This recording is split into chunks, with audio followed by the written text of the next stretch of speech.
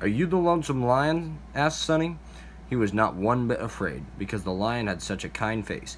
"Yes, I am," answered the lion, and the corners of his mouth turned so far down that he looked as though he was ready to cry. "There's nobody in this part of the forest to play with, and if I go outside, everybody runs away from me. It makes me very sad, and I get so lonesome."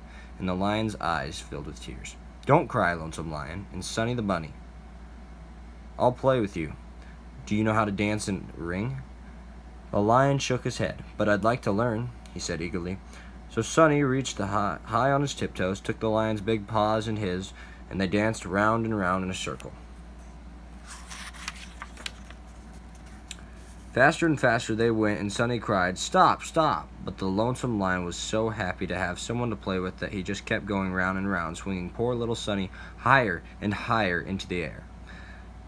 Suddenly the lion let go, and Sonny found himself sailing over the treetops. Finally, he started to fall, turning somersaults through the air, until he landed at last on the soft green carpet of the big forest. "This soft moss is just as good for falling as it is for hopping," thought Sonny. Slowly, he turned himself right side up and fell all over for broken bones.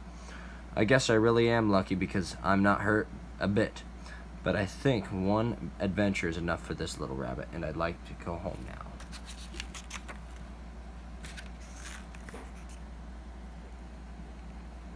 In the distance, Sonny saw something shining. Thinking that it might be the way out of the big forest, he hurried off to the spot.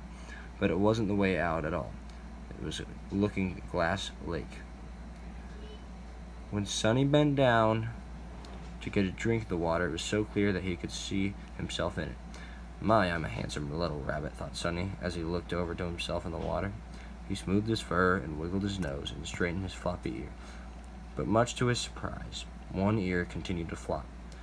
Sonny straightened it again and again, but it flopped. "Ah me," thought Sonny. "That must have happened when I fell down.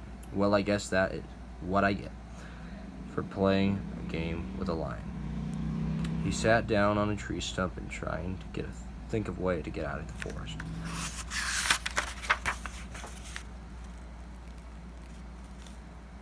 He reached into his back pocket and pulled out the carrot. He took the first bite. He suddenly remembered the carrot pie that Mother Rabbit was baking. "It's so dark in this forest, it may be long past supper," he sighed. He took another bite of the carrot, and a big rabbit ear rolled down his cheek.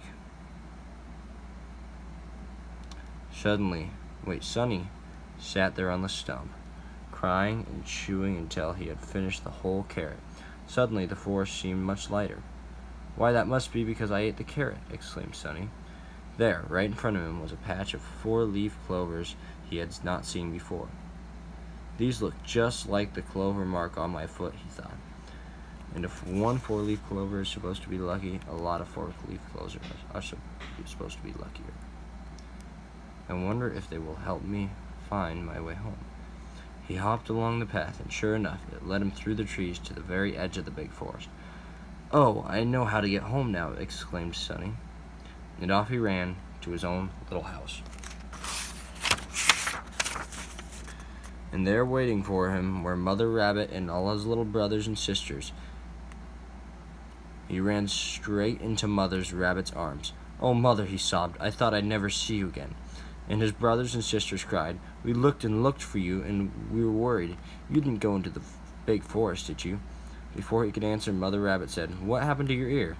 Sonny hung his head, and his floppy ear flopped even lower. "Yes, I did go into the big forest," he added. And there he told everyone about his adventure. Now, if you ever happen to meet a rabbit with one floppy ear, a carrot in his back pocket, and a 4-leaf clover on his left foot, you'll know that he is Sonny the Bunny, a very lucky rabbit who had a wonderful adventure into the big forest.